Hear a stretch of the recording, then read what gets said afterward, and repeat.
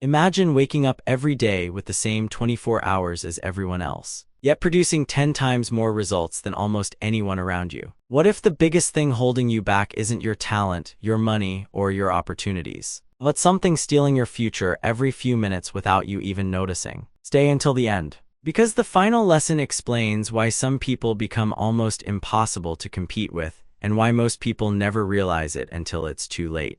Before we begin, if you want faster personal growth with expert guidance, you can book your private life coach session through the link in the bio. Right now, it's available with 50% off. Now let's discover one of the most powerful ideas behind deep work. Every notification feels harmless. Every quick message seems insignificant. Every "I'll just check my phone for a second" sounds reasonable. But together, they quietly destroy something incredibly valuable: your ability to focus deeply. And focus is becoming one of the rarest skills in the modern world. Most people spend their days reacting: emails, social media, texts, meetings, videos. They stay busy, but they're rarely making meaningful progress. The book argues that there are actually two ways of working. The first is shallow work. These are tasks that keep you occupied but don't create much value. Answering emails, scrolling, attending unnecessary meetings, switching constantly between tasks. Anyone can do these things. The second is deep work. This is complete, uninterrupted concentration on one important task. It's where breakthroughs happen. It's where difficult problems get solved. It's where real creativity appears, and it's where extraordinary careers are built. Here's the shocking part: the world rewards people who can produce rare and valuable work. But almost nobody trains the ability that makes this possible. Instead, we train ourselves to become distracted. Think about your own day. How many times do you switch between apps? How many times do you interrupt yourself? Even if each interruption lasts only a few seconds, your brain doesn't instantly recover. Your attention leaves behind tiny pieces every time you switch tasks. The result: you feel mentally exhausted without accomplishing much.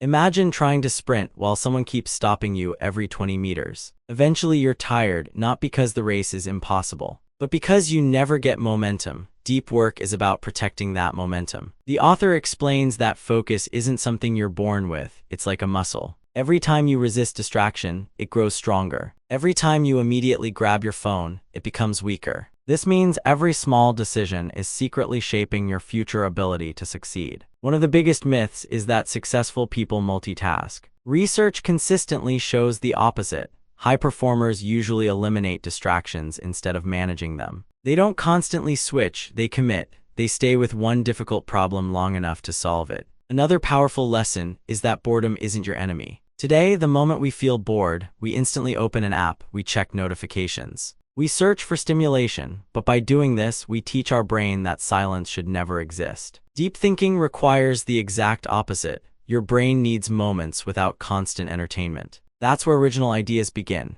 The author even recommends scheduling time for distraction instead of allowing distraction to schedule your life. It sounds simple, but imagine knowing you'll check messages later. Suddenly, the urge becomes much easier to ignore. Your mind stays focused because it trusts another opportunity is coming. The book also explains why rituals matter. Waiting until you feel motivated rarely works. Instead, create conditions that make focus automatic. Choose one location. Choose one time. Remove distractions before you begin. Decide exactly what you'll work on. When your brain recognizes the same environment repeatedly, entering deep concentration becomes easier every day. Another surprising lesson is that quitting social media, even temporarily, can dramatically improve your focus. Not because technology is bad, but because every tool has a hidden cost. Ask yourself a simple question: does this app genuinely help me achieve my biggest goals? Or does it mostly consume the attention I could invest somewhere more valuable? Many people never ask this question. They simply assume every platform deserves their time.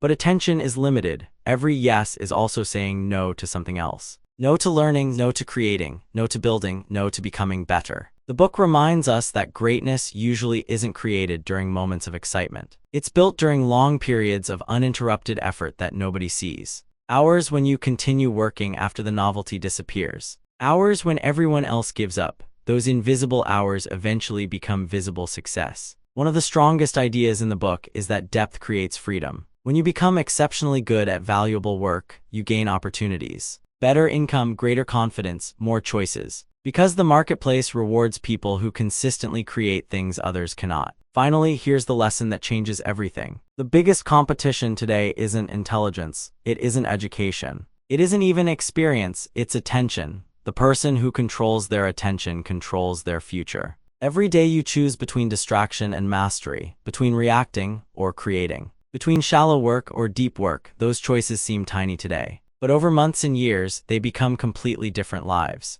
So the next time your phone lights up while you're working, ask yourself one question. Is this notification more valuable than the future I'm trying to build? That single decision may matter far more than you think. If this summary helped you see focus differently, don't forget to like the video, subscribe to Summary Book, and share it with someone who's ready to unlock their full potential. See you in the next summary.